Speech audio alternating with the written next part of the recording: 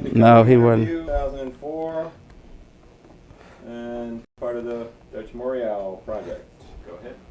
Yes, hello. We're talking today with Ken Ducote, and Dr. Al Kennedy will be conducting most of the interview today. And Eric Hardy, who's a graduate student at the University of New Orleans, will be participating and observing. And I'm Connie Atkinson at the History Department. This project that we're doing, to give some background, is a Board of Regents finance project. We argued in our application for the funds that as historians, we don't need a piece of equipment. What we need is time and access and some primary sources. And we wanted to investigate some of the new technology to get these. And we, at UNO, we think it's very important, locality research, study our own hometown.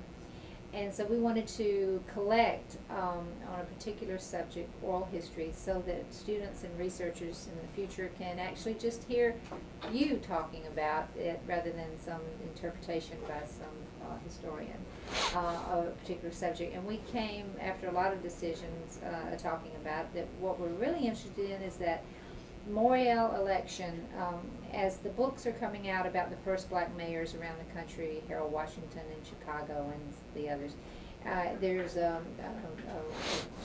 plan, they say that black mayors got elected, but from what those of us who can remember vaguely, the election, it didn't seem like it really fit that pattern, and we'd like some more information on that election. And also Dutch Morial himself as a man and his philosophies and people who were around him at that time. We presented that, and the Board of Regents agreed that that would be good. So we're collecting about 40 interviews of people who were involved across the board, some big fans of his, some not so big fans of his, and some people who were intimately involved in his administration. So today we're going to ask you this. It's just a conversation. These are casual conversations about this. And Dr. Kennedy will start out by covering some of the election, that first election time. Okay. I will give him the means to do so. Yeah. All right. The first part is you worked in the campaign. Initially, what was your role in the Morial campaign, and when did you start?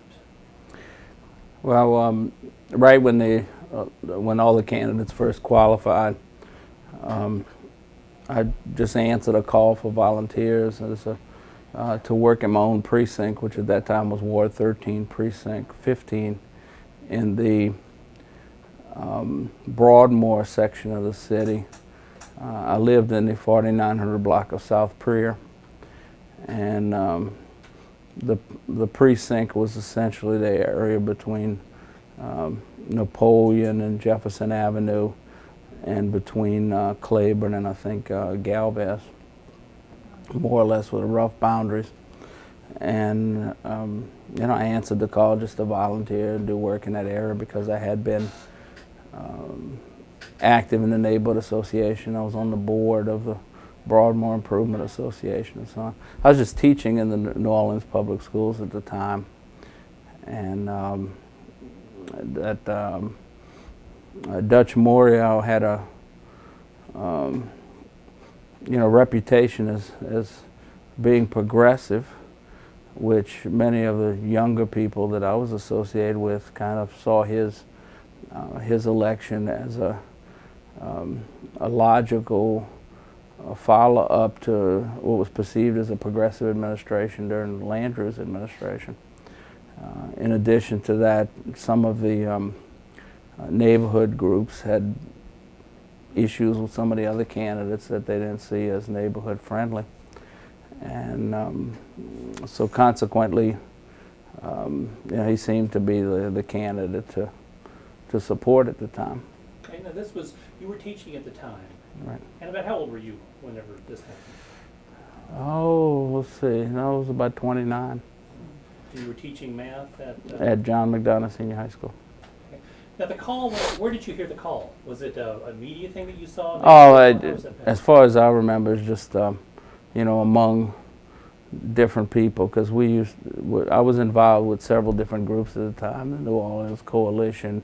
I had worked for a couple other candidates in their election. We were working with Felicia Kahn on some different issues. We also had associated with some of the other candidates that came from the New Orleans Coalition, like Bill Reeves on the school board and so on. Okay. So it's specifically in your role in the campaign. What was your official role in the campaign? I wound up being precinct captain for Ward 13, Precinct 15. And what did that entail? The prime function was neighborhood canvassing and identification of where Morial's support was. The Ward 13, Precinct 15 was in transition demographically, mainly because it had previously been an essentially all-white neighborhood with an aging population, and the people were basically going to remain in their houses. They're homeowners. You had mixed uses of single, two-family, and four-family apartments, but mainly it was homeowners. Most of them were not planning to move out or anything, and just to live out their lives in that neighborhood. So it was basically a nice, peaceful neighborhood with some neighborhood issues that had to be addressed. So the function that was assigned to us was to canvass in the neighborhoods, not to make any assumptions about who were the Morial supporters. It's like it seems like in the more recent times, it seems like people made assumptions that blacks were going to vote one way, whites were going to vote one way, people over 65 are going to vote another way, and so on. And you start targeting those particular people according to what your perceived constituents were. But in that case, it was assumed that everybody was a potential Morial supporter, and our function was to canvass all of the neighborhoods, get a sense of what the people were concerned with and whether or not they were going to vote for Morial or not. I was assigned 75 votes by the campaign headquarters that I was to identify. They had a very, very scientific, targeted area. Every precinct that was a target precinct was assigned, in fact, a quota. That they were expecting so many votes from this area. That was their target. And that if every precinct got the votes in that, if every precinct got its target number of votes, then it was believed that he would win the election. So we were to, in the evenings and on weekends, just go door to door, talk to people, flag for our own record who was a potential Morial supporter, give the number at our meetings, and then on election day, through either knocking on doors or making telephone calls, verify that those people had voted, and then to go to the polls when they opened the machines at the end of the day, find out what the results were and bring them into headquarters, which would then result in the party. How many times did you canvass the area? By phone or by foot? Well, I did visit almost every house. And for the 75 that I had identified, went the second time or called them the second time on election day. But we just went to each house, one time, and if nobody was there, well then, tried to go back. But it was not going to the same house 3 or 4 times or calling them up 3 or 4 times or anything like that. Now, what materials did you have? What did the campaign give you to hand out? What kind of script did they give you to say? How did they deal with that? We didn't have a script so much. We were just, given basic directions as to what to do. Like when you greet the people, say who you are and, ask them a few questions. I don't recall the exact questions, but the nature of it was to determine if they were for Morial, and you know, if so, why, and how strong were they leaning, kind of thing. We didn't ask them, you know, on a scale from 1 to 5, anything like that. It wasn't that kind of form. It was more like neighbor to neighbor kind of thing. But then to record the numbers, and especially to identify who the 75 were, and we were given personal responsibility for contacting them on election day. You know, you did not turn in their cards or something like that, and then headquarters would call those people several times during the day. It wasn't like that. So we had some you know, little handouts or something to give them on Morial and his positions, but there wasn't a lot of. It was the same thing to give everybody. It wasn't a lot of elaborate. You know, if there was 65, give them this one. When I had worked, in fact, that was the last campaign I ever worked for. After that, I decided to deal with civic issues and non-political issues. But I know that in the past, when I had worked for candidates, they usually had certain handouts for certain people, but I didn't have that. Now, who was over you? Who did you report to from the precinct level? Who would you then, the person you would report to? Each legislative district, as I recall, or a section of the city, had an overall captain, and Attorney Plauché Villery was the one who was over our section of Uptown.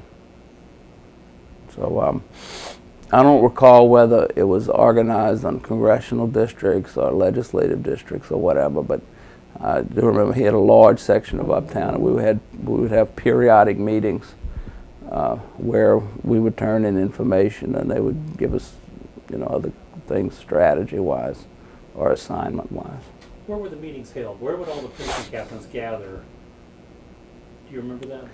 I don't remember. I remember some of the meetings that we had, especially on election day, were at the old St. Peter Claver Hall on Orleans Avenue.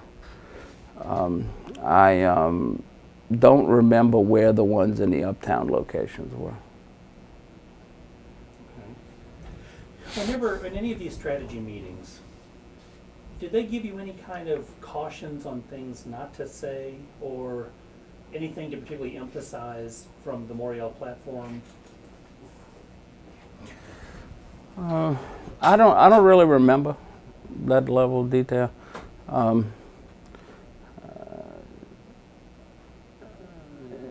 So I really can't say. Okay. Yeah. At the how visible was Morial on the precinct level? On the precinct level, he didn't. I don't remember any event where he actually came to our particular precinct. He would attend several of the meetings that we'd have in the area. You know, just to make general comments about, you know, how things are going, and thank everybody for the actions and urge on the troops, kind of thing. And he was much more visible at the meetings that were held at the St. Peter Claver Hall. When you joined the campaign, when you signed up for it, did you what was your feelings about, could he win? I mean, were you jumping onto it as a campaign like, I really like this guy, or I like this guy and he can win? You know, it's, of course, the biggest election I had worked in before that was the McGovern for president campaign, and I was treasurer of the Uptown campaign. The entire Uptown campaign had a budget of $117, and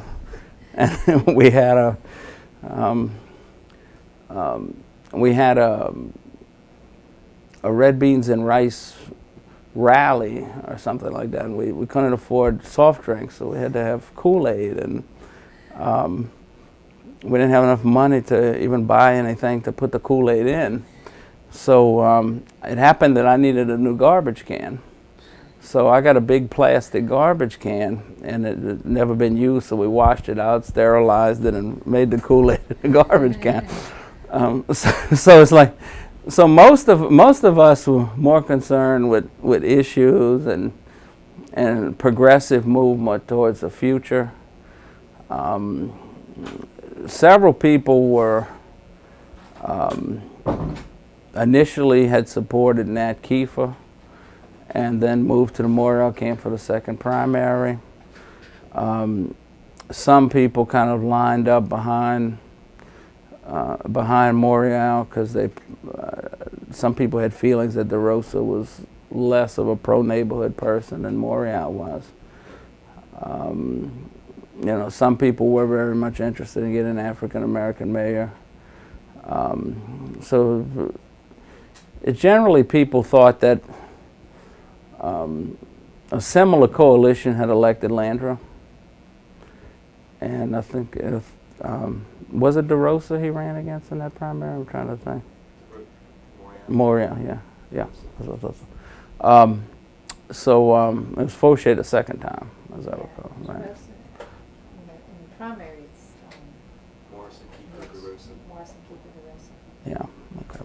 I thought so. I remembered Fauché in the second primary because when I went to vote, somebody hit and run my car.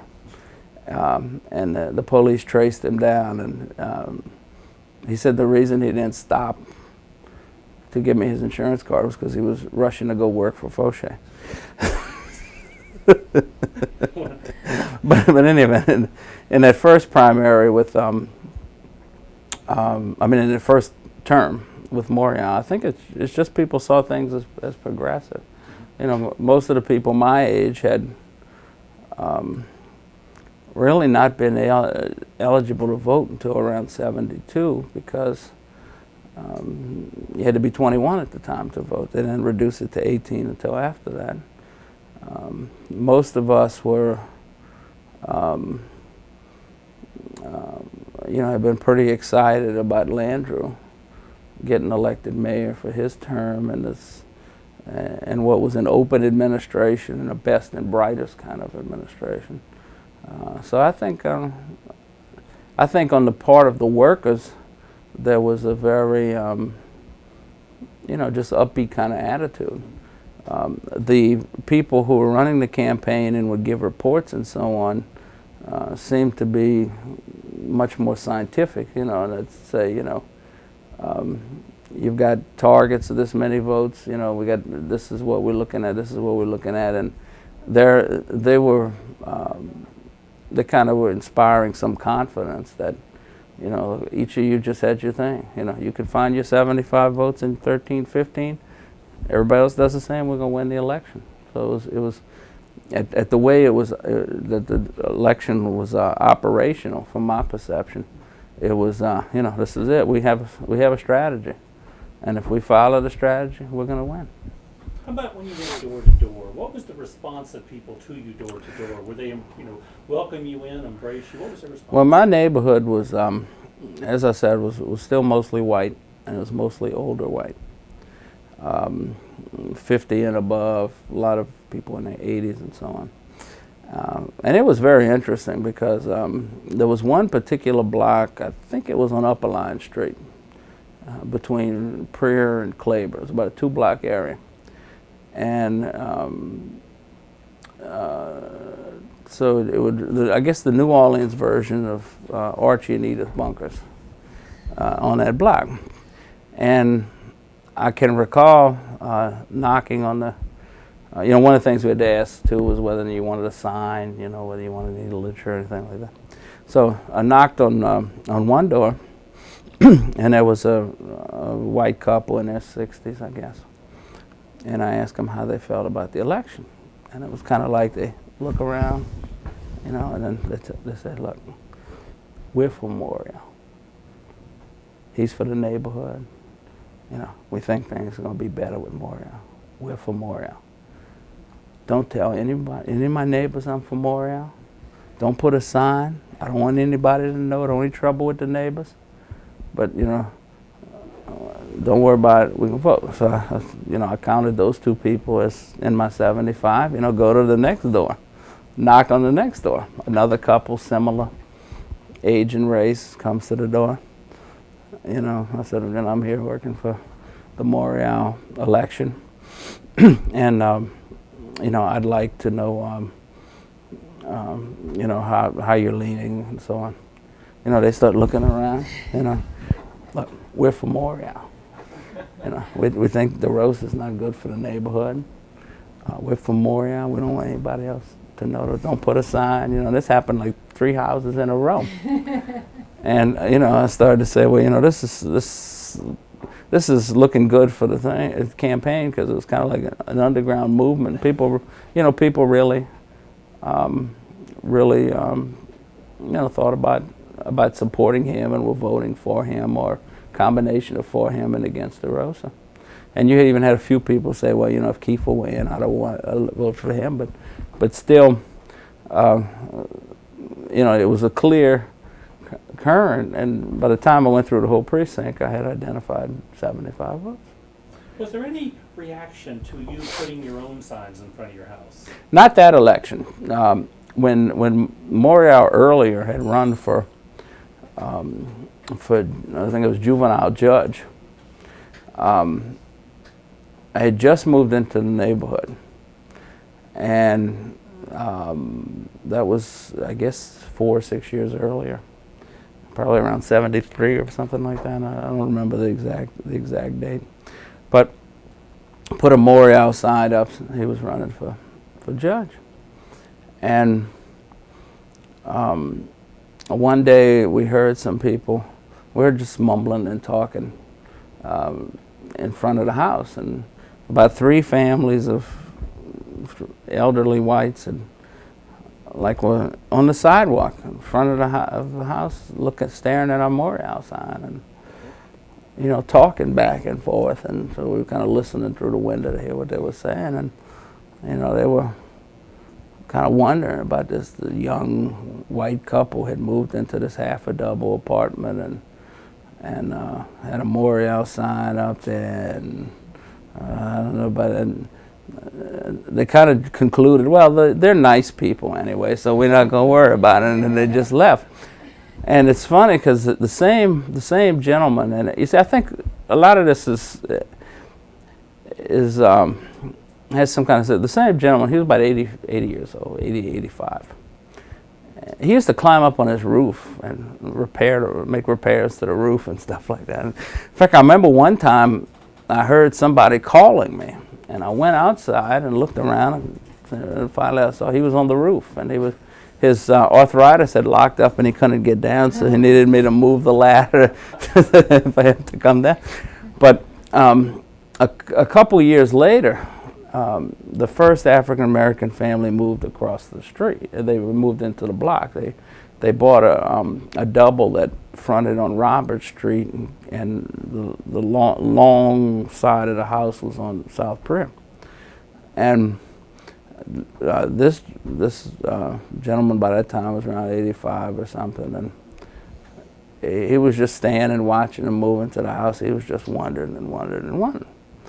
And then first thing, every day, the new homeowners were out in their yard making repairs to the house. And first thing they did was they demolished this old shed and started building a carport back there and so on. So within a few weeks, that 85-year-old gentleman was on the sidewalk talking to the new neighbor, and talking about, you know, looking at what he was planning to do and how he was planning to do the sidewalk, and it's like, you know, there was suddenly acceptance, and there was, you know, no issue. And that's kind of what most of the older people in that neighborhood, you know, Broadmoor was kind of a unique neighborhood because that was the neighborhood that had won before the U.S. Supreme Court major litigation, the first neighborhood association in history to win a civil lawsuit against a real estate company for racial discrimination in housing, for steering and blockbusting. And the whites and blacks got together and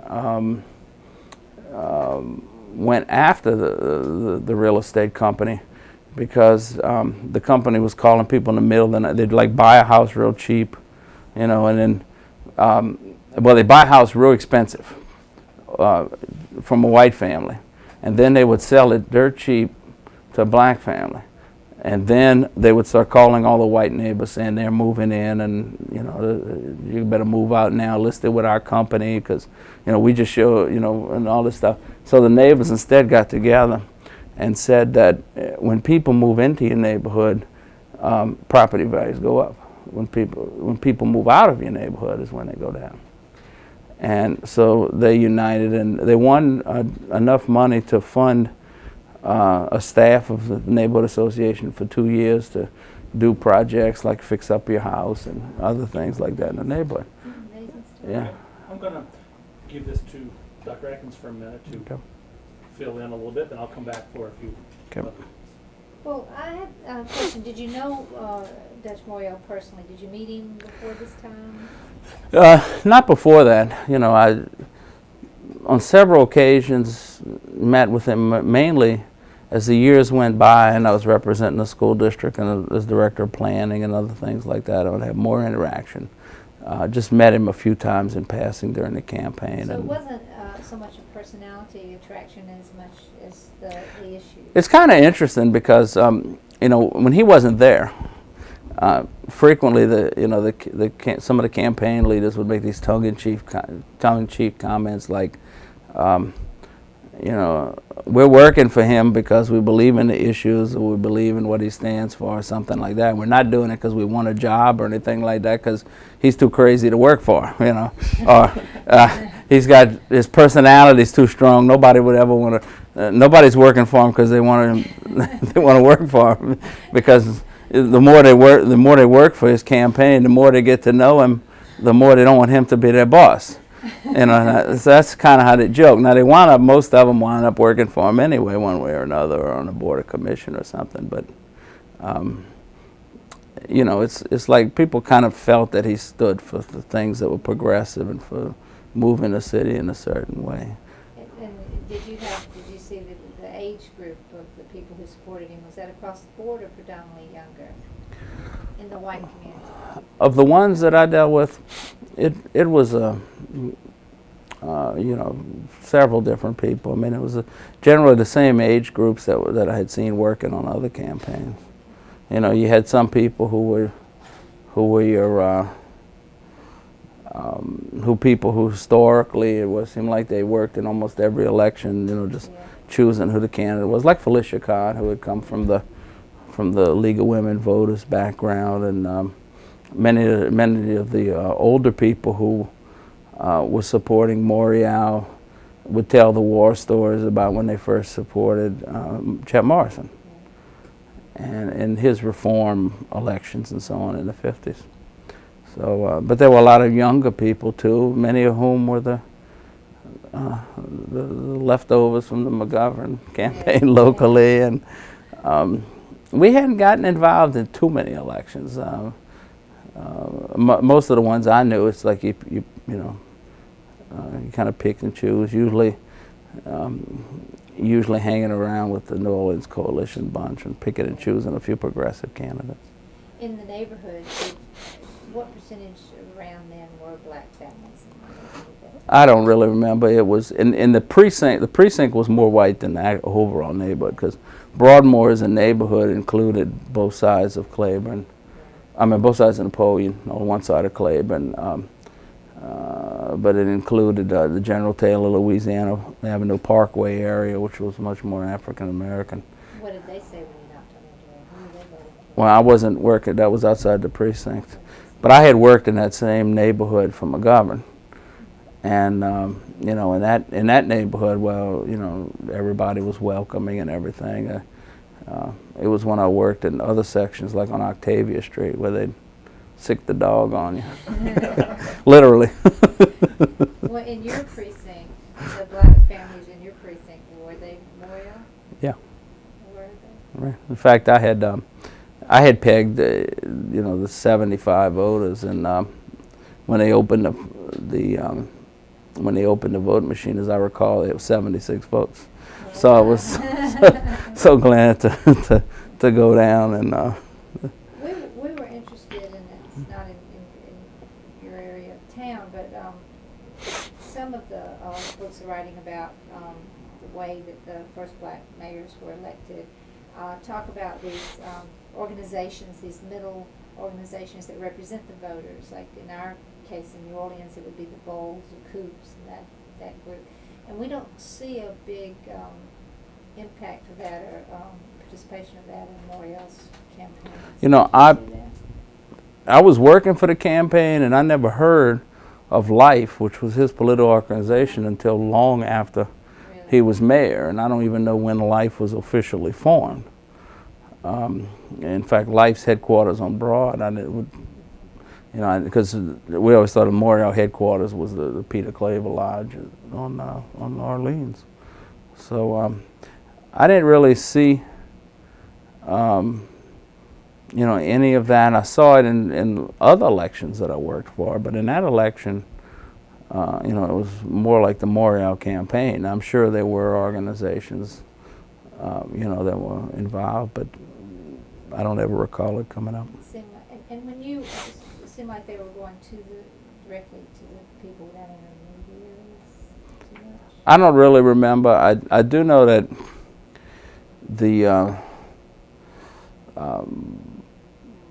there was some minor jockeying as to who would run different parts of the campaign and so on, but it was more a personal thing rather than political organization.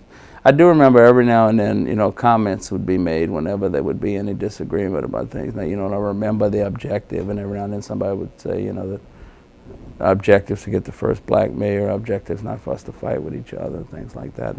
That's what some of the comments would say in the meetings.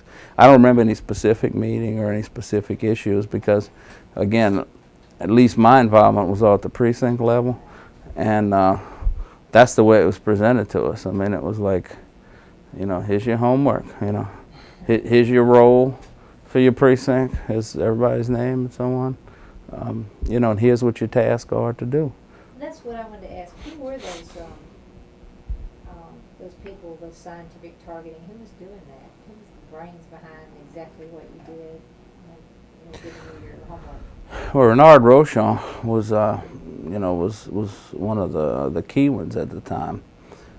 But most of the time, the task, by the time it got to the precinct level, most of the time is a lot of those things had been decided at the citywide level. And then the tasks were given to the areas of the city. And then they were given to the precinct captains. And, I don't recall a lot of those citywide people having to be there. I do recall the meetings where, one of the meetings, I remember Jacques Morial, was giving out some assignments. But I don't recall. Practically a teenager. Yeah. I think you had, and the other thing is a lot of the tasks and assignments were pretty specific. Like, somebody was put in charge of putting up the signs for the people who wanted the signs. And, so that individual would say, okay, here's what we're going to do to put up the signs, And, they were, they were very, very specific, small, and in any of the meetings I was at, I don't remember any grandiose, larger scale strategic issues. It's very efficient for not very much money, was it? I don't know. I didn't even know what the budget was. I just had to worry about my 75 people. Were you surprised when you won? No. I was certainly not surprised when, once I got the 76 votes, I said I wasn't surprised. I said, it's like, that was it. And if everybody else was doing the same thing, then it was going to be okay. Well, these 75 votes, was this the primary or the runoff? This was the runoff. The Yeah. runoff. Yeah. Did you want to ask some questions? We had some questions about the school system. We thought Dr. Kennedy would like to. Well, just in terms of the relationship, but you were teaching during the time of the campaign. Uh-huh. Do you remember, taking any kind of position in this race? I don't really remember, and I was active in Udno. I just don't. Or do you want to define? United Teachers of New Yeah. Orleans. Teachers talk in shorthand. Yeah, I don't remember. That was, let's see, the strike was in '78. I don't really remember. Remember anything on that? Was John McDonough, among the teachers that you worked with there, was there any feeling about the election? Sometimes these elections will come and disappear. Sometimes they will come and take a life of their own. How about McDonough? I don't remember a lot of discussion on it. I mean, different people were involved in it to different levels, and you know, some of the faculty was outside of the parish, so they weren't that involved in the local election. I can remember the impact after once he became mayor, and especially when they had the issue with the police in Mardi Gras. And it was just a general, you know, among a lot of the African American teachers, and certainly among the students, there was a certain excitement with having the first black mayor. I just don't remember a lot of, you know, political discussion and activity during associated with the school. Now, what year did you go into the central office? 81. 81, okay. And Morial's first term, when did that start? 78, May of 78. Okay, so you would have gone into his first term. Yeah, go ahead. He certainly showed an interest in education. Right, I remember we had a big controversy, mainly associated with the Ben Franklin site selection, where the city council wanted to kind of control, guide, whatever, where the school board wound up putting Ben Franklin, and they were passing resolutions. And I remember a few of us, little delegation from the school system, were talking to Morial about that, and he says it won't do them any good to veto anything they pass if they pass it unanimously. But they having enough trouble running the city. I don't know how they're going to run the school system. It was kind of the way it's. You were involved in planning, long-range planning for the school system, which certainly was a massive responsibility. Mm-hmm. How much did that overlap with the mayor's office? You know, there was a lot of interaction between the mayor's office and the school system at the staff level. There had been an effort just prior to me going to the central office, to have a lot of joint planning. You know, they looked at issues like, could they save money by doing joint purchasing or something like that? And at the time, they figured that both agencies were so big, they were maxed out on discounts or whatever, and that if they just started doing purchasing jointly, for example, they might just create inefficiencies because they get too big. But we did, for example, with our planning department, we had people who were involved with the City Planning Commission staff. There was a recreational planning session that Morial had, that I think Landry had set up also. So we're planning together on, you know, joint use of facilities, on some capital project joint planning between the different agencies. There was generally a spirit of cooperation and working together for the overall benefit of the community, and it was a very cooperative, friendly environment. You know, the school system and the city working together at the staff level on a lot of projects. So how about at the board level? Just from, you know, as a spectator. At the board level, with the mayor's office,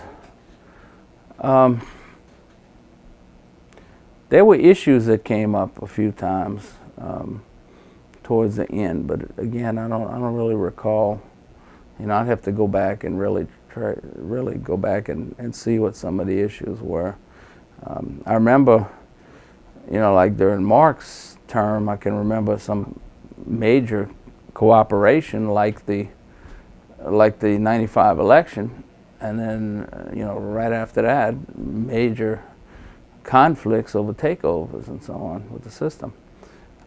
There was some of that for a while because there was a proposal that I'll recall floating around. I thought Tony Mumford was involved in some of that, about restructuring the school board because of the perception that it wasn't moving in a positive direction for the community.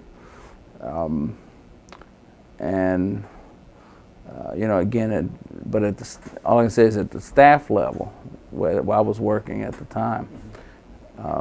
Because I really wasn't on the cabinet much or anything until Everett Williams became superintendent. Right. But at the before that, when Charlie Martin was there, the staff level were working together fine, and we were coming up with joint policies. And if you look at the school districts planning districts, for example, for planning purposes, and you look at the city planning commission's planning districts, you're going to see they're almost exactly the same, just the numbers are different. And that's because we actually sat with their staff, rolling up their sleeves, and figured out how we needed data aggregated and collected and so on, and tried to get as much as possible with the same thing. So just an occasional time where because of schools, the city planning districts were more related to land, and schools were more related to people, but still probably 95% of them exactly the same. So we're working together on a lot of projects. I had Sorry. just one main question. Did you have something you'd like to contribute at this point? You were saying that one of the reasons you got into supporting Morial, or actually some of the people in your neighborhood more against DeRosa than for Morial, was because they thought Morial would be better for neighborhood planning, neighborhood. Was he better for neighborhoods, do you think? Or was he good for neighborhood? Well, during the time that I was involved in Broadmoor, we had, City Hall was receptive to neighborhood issues, beginning with the land, and again, a lot of what we thought was a continuation of Landrieu administration, because Landrieu established a whole neighborhood planning unit with Alan Rosenzweig actually developed this whole system of dividing up the city into certain neighborhoods where they would collect socioeconomic data, and the city had developed a blight index, and the blight index would allow you to, when you came up with a program or you put money into streets or drainage or something like that, and you could every 5 or 10 years look at the blight index for that neighborhood and see if you were having long-term progress and so on. And Morial's people were doing the same thing. So you had a lot of attention to neighborhood issues, and there were the federal funding situation at the time too was they were supporting at the federal level a lot of local planning efforts in municipalities, and consequently between the Planning Commission and the Mayor's Office for Policy Planning and Neighborhood Planning, there were a lot of things done. It seemed to be a lot of attention to the neighborhoods. Of course, as the economic realities of the 80s changed things, they started to deteriorate quite a bit after that. I was going to ask you if that continued with the next administration of the Morial policy, or was it just the economic? The economic really took a dive, and you didn't have the same staffs.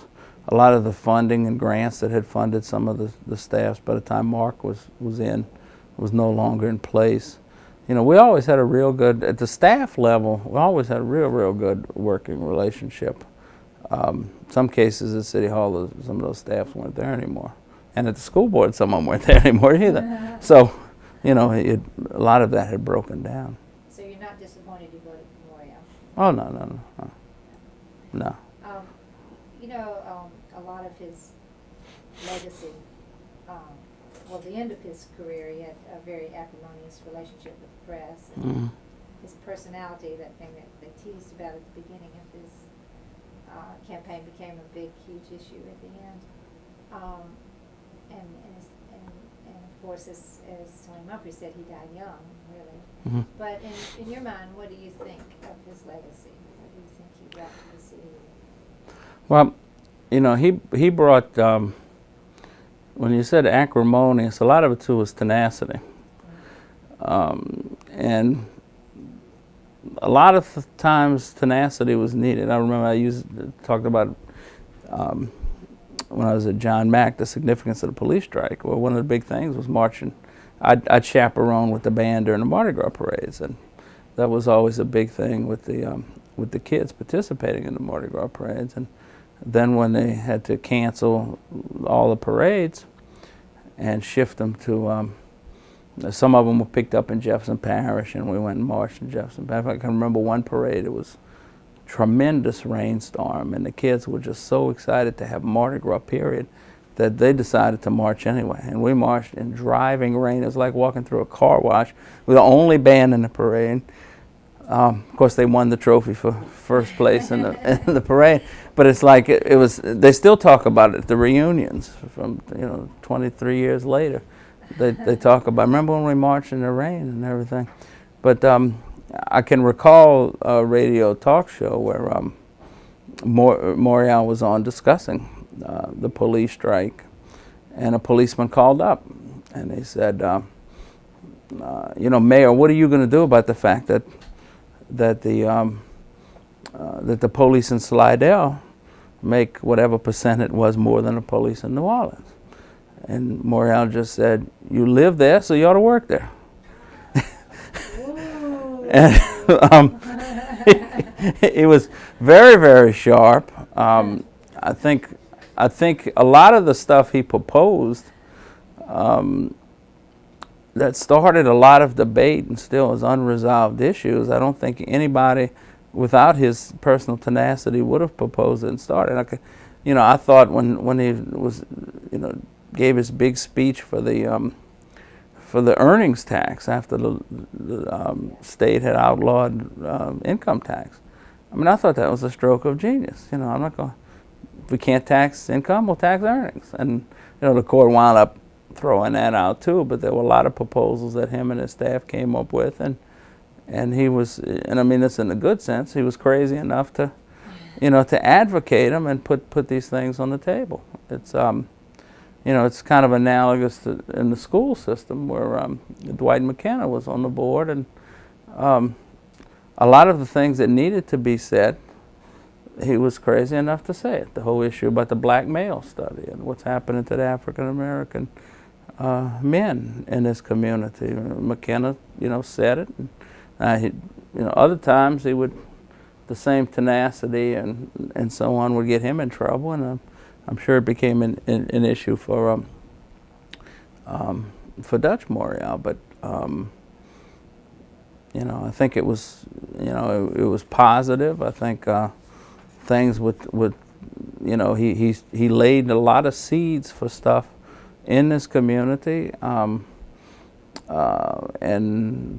a lot of the planning that Mumphrey and the others that he brought in to establish. I think I remember Mumphrey at the time because I was a student at what was called the Urban Studies Institute then, and I was taking courses, and a lot of people like Mumphrey and so on. In the beginning, they weren't Morial supporters as such. They were just more concerned with issues, and then all of a sudden they wound up, some Mumphrey types were actually sought out by Morial to get involved because of the issues of their vision, of their approach, and so on. So, I think it was a very positive contribution. I'm sure there's, like anything else, there's things you wish were different. But by the time Dutch left, a lot of national and corporate economic issues associated with the city were on the horizon, and then really dropped off after 85. So you're proud of your 76 votes? Oh yeah. There's no problem about that. I'm proud of what I did with $117 in 1972. Absolutely. Well, thank you so much. It's been very Okay. Thank you, Ken. good. We Okay, really sure. appreciate it.